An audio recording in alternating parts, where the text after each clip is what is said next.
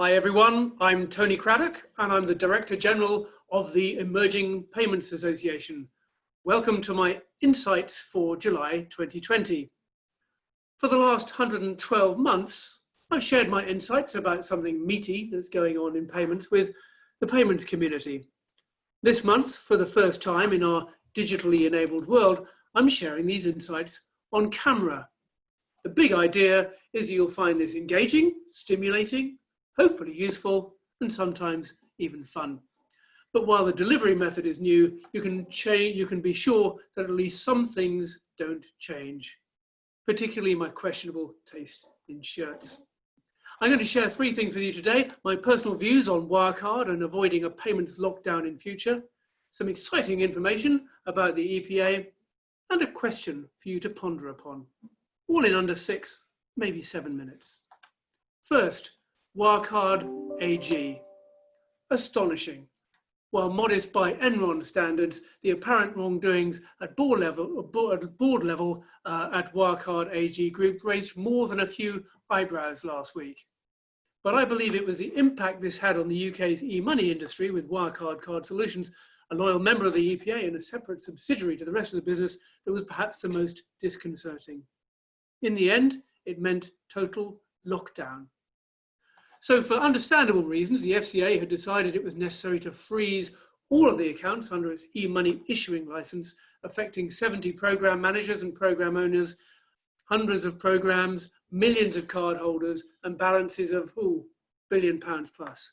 Now, whether the FCA should have found itself in this position in the first instance or not is questionable, but in the end, it quite rightly put the brakes on to make sure that all customer funds were safe and sound in a bank regulated by the PRA, i.e. in the UK. Now, the consequences of this were potentially catastrophic. It could have led to a true crisis of confidence amongst consumers, many of whom unable to use their cards for putting money in or taking money out or spending things, many of whom are vulnerable, disadvantaged and financially excluded. And potentially a crisis of confidence in the e-money issuer industry and in the UK as a leading fintech hub. Something had to be done. So your trusty EPA sprung into action. We held a meeting with the FCA's payments team to explain the consequences of this. We lobbied behind the scenes with various members and wrote to the FCA personally. We then published an open letter from the EPA to the FCA, supported by our advisory board, highlighting the dangers and urging and encouraging the rapid, immediate unfreezing of these accounts before lasting damage had been done. All done within one working day and a weekend.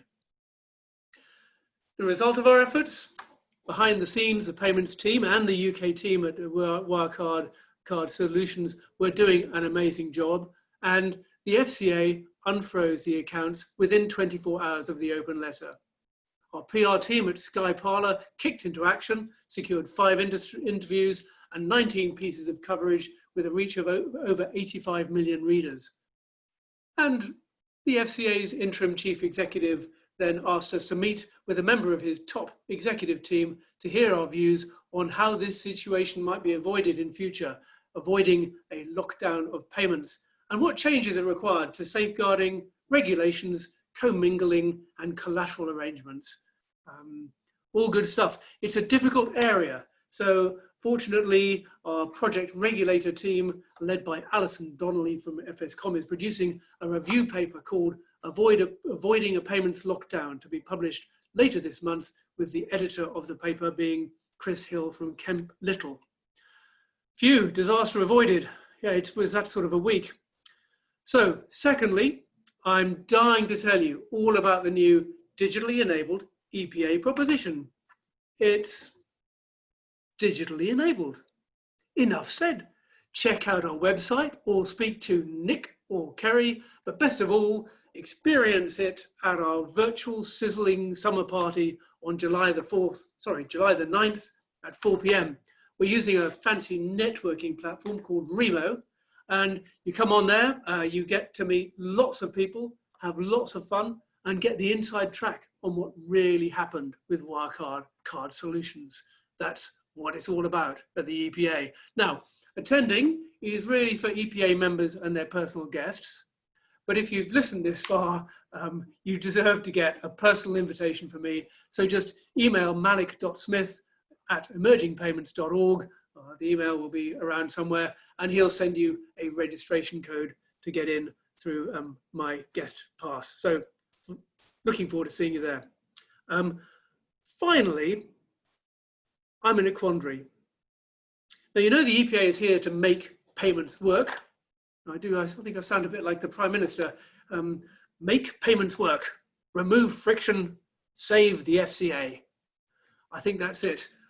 Our model, our super duper digitally enabled model, involves setting up strong local communities in different parts of the world and allowing them to thrive using our catalytic community methodology.